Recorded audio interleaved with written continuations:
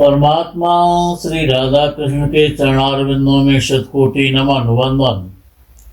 मित्रों को, जिज्ञासुओं को, धर्म प्रेमियों को, ज्योतिष विज्ञान प्रेमियों को हर हर महादेव, बम बम भोले, नमः शिवाय। मित्रों, आज चर्चा व्यापार और धन से हट करके करनी है। न उसमें सर्विस है, व्यापार है, धन है, इन सब से हटके चर्चा आज करनी है। अच्छा, हर व्यक्ति ये जानना चाहता है मेरे पास कितना धन होगा, मेरा भाग्योदय कब होगा, मैं बड़ा मकान कब बनाऊंगा, मेरा विवाह कब होगा, मेरी संतान क्या करेगी, मैं कितनी ऊंचाइयों को छूऊंगा, मेरे पास कितने हजार करोड़ रुपए होंगे, यही सब जानना चाहता है। लेकिन वो कभी उसका ये प्रश्न नहीं होता है कि मैं बीमार कब होऊंगा। बीमारी को भूल जाता है। अच्छा, और ऐसा कोई संसार में व्यक्ति है ही नहीं जो बीमार ना हुआ हो या वो बीमार नहीं होगा। रोग के विषय में कोई प्रश्न नहीं करता।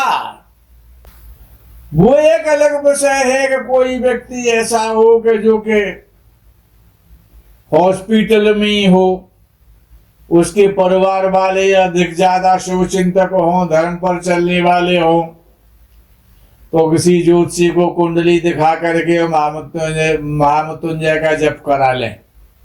लेकिन जब व्यक्ति स्वस्थ होता है तो रोग के विषय में नहीं जानना चाहता कि मुझे रोग होगा कि नहीं होगा, मुझे किस रोग की संभावना है, किस अंग में मेरे में रोग होगा, इसको कोई नहीं जानना चाहता है।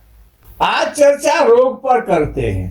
तो शरीर रोगों का घर है। सारे रोग इस शरीर में ही रहते हैं। वो सभी जितने भी रोग हैं वो सभी हमारे शत्रु हैं। और शत्रु कौन है कि वो पाप कर्म है, पूर्व जन्मों के पाप कर्म है, जो रोग के रूप में हमारे शरीर को क्षीण करते हैं, हमारे शरीर को जीर्ण करते हैं, हमें दीर्घायु से अल्पायु बनाते हैं। अब किसी को आंखों का रोग होता है, किसी को मुख का रोग होता है, किसी को सिर का रोग होता है, किसी को गले का रोग रहता है, किसी को चेस्ट संबंधी रोग है, किसी को फेफड़ों का रोग है, किसी को श्वास का रोग है, किसी को कमर के दर्द का रोग है, किसी को घुटनों के दर्द का रोग। कोई न कोई रोग तो होता है। कोई पेट का रोगी है, कोई कानों का रोगी है, कोई न कोई रोग तो होता है व्यक्ति को। निरोगी कोई नहीं रह सकता। और वो रोग ही हमारे पूर्व जन्म के किए हुए पाप हैं। अब हर ग्रह और हर राशि शरीर में एक विशेष अंग की प्रतिनिधि है और वो ग्रह उस राशि का प्रतिनिधि है। और जैसे सूर्य को लेते हैं, सबसे पहले सूर्य पर चर्चा करते हैं। तो सूर्य सिंह राशि का स्वामी है। अच्छा, लगन और लग्नेश। अब जैसे सूर्य सिंह राशि का स्वामी और किसी का सिंह लगन हो, तो अब सबसे पहले अब लगन को भी देखना। अब सूर्य विशेष रूप से सिंह राशि पेट की प्रतिनिधि है। सिंह राशि क्या है कि काल पुरुष की कुंडली में और वो पेट है।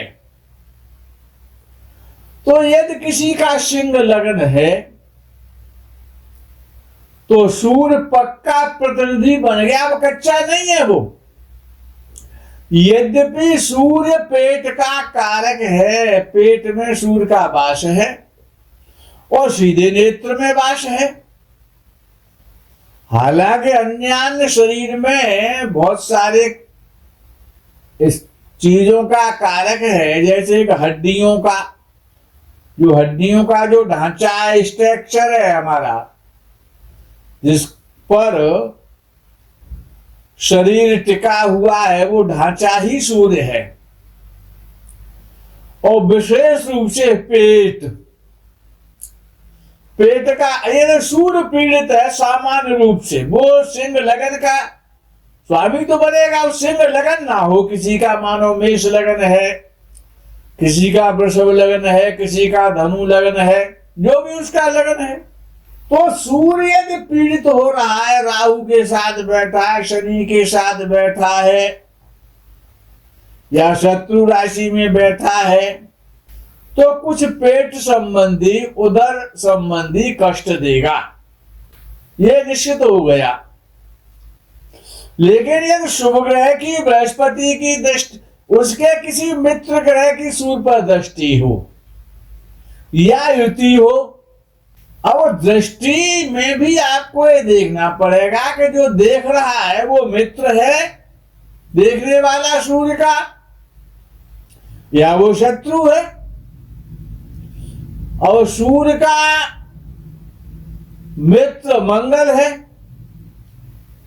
सूर्य का मित्र बृहस्पति है। अब मित्र तो है, दोनों ही मित्र हैं। अब उसमें देखना ये भी पड़ेगा कि मंगल की दृष्टि तो शुभ दृष्टि नहीं कहलाती है, वो तो क्रूर दृष्टि है। और बृहस्पति की दृष्टि शुभ दृष्टि है। अब क्रूर दृष्टि तो क्रूरता लाएगी, यानी वो मित्र अवश्य है, लेकिन मंगल की दृष्टि शुभ दृष्टि नहीं है, अग्नि वाली दृष्टि है। तो सूर्य को और ज्यादा प्रदीप्त कर देगा, पीड़ित करेगा। मंगल की दृष्टि सूर्य को पीड़ित करती है, जबकि मित्र है, लेकिन संबंध क्रूरता का है। यदि अब मंगल की दृष्टि कैसी दृष्टि है कि मंगल को तो कसाई भी कहा गया है, मारकाट वाला ग्रह है ना, जलाने वाला ग्रह है, अग्नि का गोला है। अब अग्नि की जो तपन है वो तो गर्म तो होती है। अब देखना ये पड़ेगा कि सूर्य किस राशि का है। बड़ा गहनता है ज्योतिष में, गंभीरता है। अब सूर्य मेष राशि का है क्या, या मकर राशि का है, देखना ये भी पड़ेगा। अब मकर राशि का सूर्य तो ठंडा है,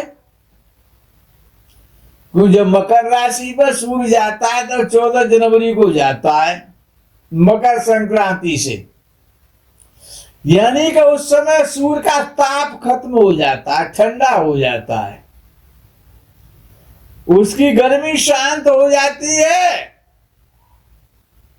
तो अगर मकर के सूर्य पर या कुंभ राशि के सूर्य पर, क्योंकि दोनों ही सूर्य शत्रु राशि के हैं, भाई शनि के घर में सूर्य हुआ ना मकर राशि में, तो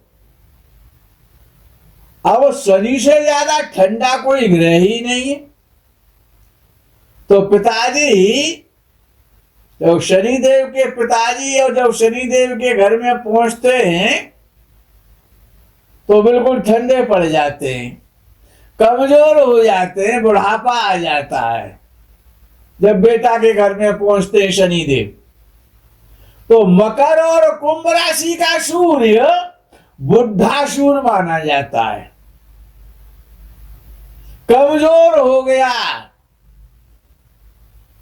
ताप खत्म हो जाता है उनका। सब ढूंढते हैं कि आज सूर्य नहीं निकला, तो बर्फीली हवाएं चल रही हैं। तो अगर मकर या कुंभ राशि के सूर्य पर मंगल की दृष्टि पहुंच जाए तो वो अच्छी मानी जाएगी। तो उस दिन धूप बढ़िया निकलेगी। अग्नि उसमें पैदा हो गई, मित्र ने सहयोग कर दिया, मित्र देख रहा है, और वो ही सूर्य। यदि मेष राशि का वृषभ राशि का हुआ तब क्या होगा? तो उस समय तो लू चलती है, टेम्परेचर 48-50 डिग्री होता है। वहां पर मंगल की दृष्टि पड़ेगी सूर्य पर, तो वह हानिकारक हो जाएगी, तूफान आ जाएगा, रेतीला तूफान आएगा बहुत भयंकर रूप से, गर्मी और ज्यादा बढ़ जाएगी। अब बृहस्पति की दृष्टि को क्या समझेंगे आप? और बृहस्पति की दृष्टि तो एक संत की दृष्टि है, उच्च कोटि का तपस्वी, वीतराग सन्यासी, धर्म पर चलने वाला, शुभम करोति कल्याणम, सबका शुभ करने वाला, सबका कल्याण करने वाला, वसुधैव कुटुम्बकम की भावना रखने वाला। और बृहस्पति तो ऐसा ग्रह है, तो सबसे श्रेष्ठ जो दृष्टि मानी जाती है सारे ग्रहों में, 9 ग्रहों में सबसे श्रेष्ठ दृष्टि बृहस्पति की है। तो यदि बृहस्पति की दृष्टि सूर्य पर पड़ जाए तो सूर्य भले ही नीच का क्यों ना हो, तुला राशि में परमोच्च नीच का क्यों ना हो जाए, 10 डिग्री पर चला जाए सूर्य नीच राशि में, लेकिन यदि बृहस्पति की दृष्टि है तो पेट तो खराब होगा, लेकिन कभी कभी होगा, कुछ समय के लिए होगा, आजीवन नहीं रह सकता। और यदि बृहस्पति की नीच के सूर्य पर दृष्टि नहीं हुई और सूर्य राहु शनि से दृष्टि के द्वारा पीड़ित हुआ या युति में चला गया, तो निश्चित है कि जातक पेट का रोगी बनेगा, चाहे कम बने। और यदि लग्न सिंह हो गया, यदि लग्न सिंह राशि का हो गया और तब शनि और सूर्य राहु से सूर्य पीड़ित हो गया, चाहे वो लग्न में क्यों ना हो जाए, सिंह लगन में ही सूर्य क्यों ना बैठा रहे, लेकिन पेट का रोगी कन्फर्म होगा। सामान्यतः सूर्य कुंडली में कहीं पर भी बैठा हो पेट का प्रतिनिधि है, ये पक्का, क्योंकि सूर्य का घर 5वीं राशि सिंह राशि काल पुरुष की कुंडली में पेट से संबंधित राशि है, और सूर्य स्वयं सिंह राशि का स्वामी अर्थात पेट का स्वामी है सूर्य, ऐसे कहें आप। और सिंह राशि भी पीड़ित हो जाए, सूर्य भी पीड़ित हो जाए, शुभ ग्रह की दृष्टि ना हो तो ऑपरेशन तो होगा भैया पेट का, ये तो कन्फर्म है। ऐसे में जब ऑपरेशन होगा और हड्डी कमजोर होगी, दूल्हा पतला रहेगा, सॉलिड हड्डियां नहीं होंगी, स्ट्रक्चर शरीर का बढ़िया नहीं होगा, हड्डियां ज्यादा नहीं बढ़ेंगी, छोटा शरीर रह जाएगा, 5 फुट 5.25 फुट 5 फुट 4 इंच नाटा कद का हो जाएगा, सूर्य पीड़ित हो जाएगा कि हड्डी भी तो है सूर्य। तो यदि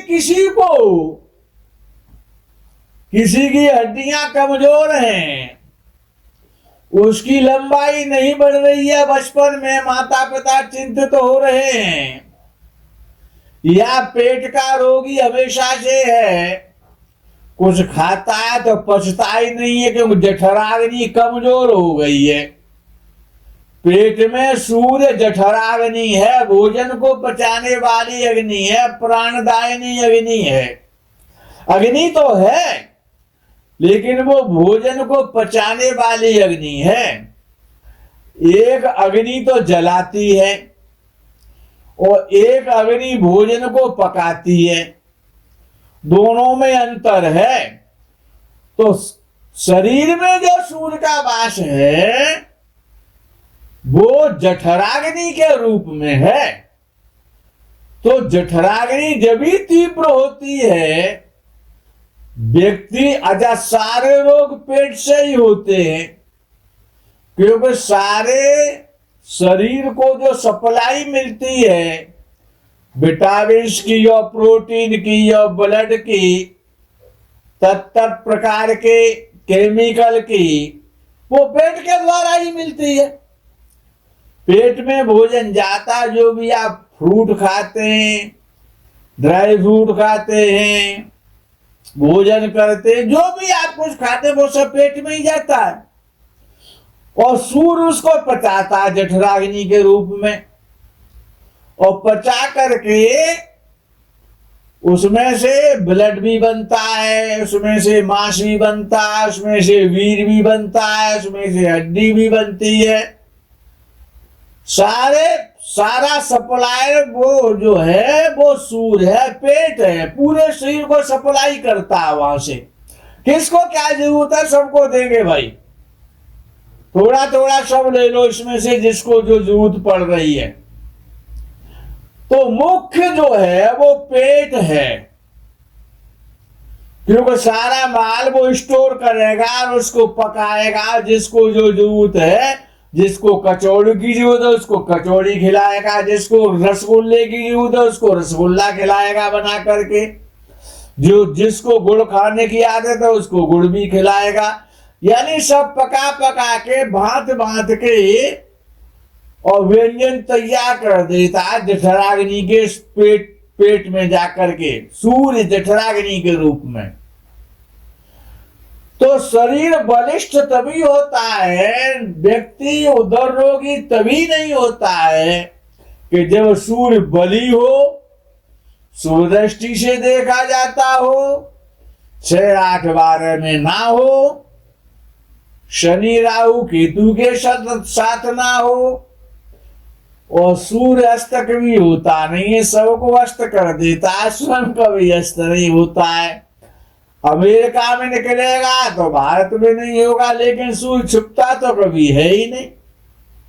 किसी न किसी पृथ्वी के भाग को, इस धरा के संसार को, भाग को कहीं न कहीं प्रकाशित करता ही रहता है। तो सूर्य का होना, सूर्य का अच्छा होना और पेट का प्रतिनिधित्व करने वाला ग्रह है सूर्य। हड्डी और स्ट्रक्चर और सब कुछ सूर्य ही ताकत है, सूर्य के बिना कुछ नहीं है। सूर्य आत्मा है, आत्मा, आत्म संयम, आत्मबल, चरित्रता, ये सब कुछ सूर्य ही बताता है। संसार की प्रसिद्धि है, ज्ञान है। हनुमान जी जैसे जो के रुद्रावतार आते हैं, साक्षात ईश्वर कहलाते हैं, सभी देवताओं का अंश में विद्यमान रहता है। हनुमान जी के भी गुरु जी हैं सूर्यदेव, जो कि हनुमान जी अतुलित बल धाम है, उनके भी वे गुरु जी हैं। ज्ञान गुण सागर है हनुमान जी, तुलसीदास जी ने कहा। और वो ज्ञान मिला कहां से था? वो सूर्य ने दिया है। हनुमान जी के पास जो शक्ति है, जो तेज है, जो बुद्धि है, जो ज्ञान है, वो सब सूर्य के कारण ही है। सूर्य हनुमान जी के गुरु जी हैं। तो सूर्य पेट का प्रतिनिधि है। तो हमेशा ये भी सोचना चाहिए, हर व्यक्ति को ये ध्यान रहना चाहिए कि आज मैं स्वस्थ हूं, मुझे रोग भी होगा, मुझे किस ग्रह का दान करना है, क्योंकि कलयुग में केवल दान है। और जो गौ माता है हमारी, जो गाय माता है, जो संसार की माता है, जो जन जन की माता है, उस माता में, गाय में और सूर्य विशेष रूप से वास करता है। सूर्य सूर्य केतु नाम की नाड़ी केवल गाय में ही होती है, अन्य किसी चौपाए में नहीं होती है। वो सूर्य केतु नाम की जो नाड़ी है वो गाय में ही पाई जाती है। इसीलिए गाय का एक एक रोम, गोमय, गोमूत्र, गोदुग्ध, गोदधि, गोघृत, ये सभी और चिकित्सा में प्रयोग होते हैं। इसीलिए विद्वानों ने कहा है कि गाय के पेट में अश्विनी कुमार रहते हैं, जो देवताओं के वैद्य जी हैं। गाय में सूर्य निवास करता है, तो वेद ने कहा कि गोमाता के शरीर में, गोमाता के पेट में और औषधियों का भंडार है, तो क्योंकि वो औषधियों से ही निरोगता आती है, रोग खत्म होते हैं।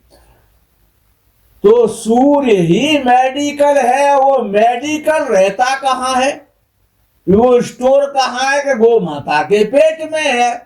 गोमाता में क्या है कि सूर्य केतु नाड़ी है। तो जो लोग गायों की सेवा करते हैं, जो गोमाता, जो वेद लक्षणा भारतीय गऊ है, उस वेद लक्षणा भारतीय गाय माता की जो भी सेवा करेगा, उस वेद लक्षणा भारतीय गऊ माता की जो भी सेवा करेगा, उसका सूर्य बलवान होगा।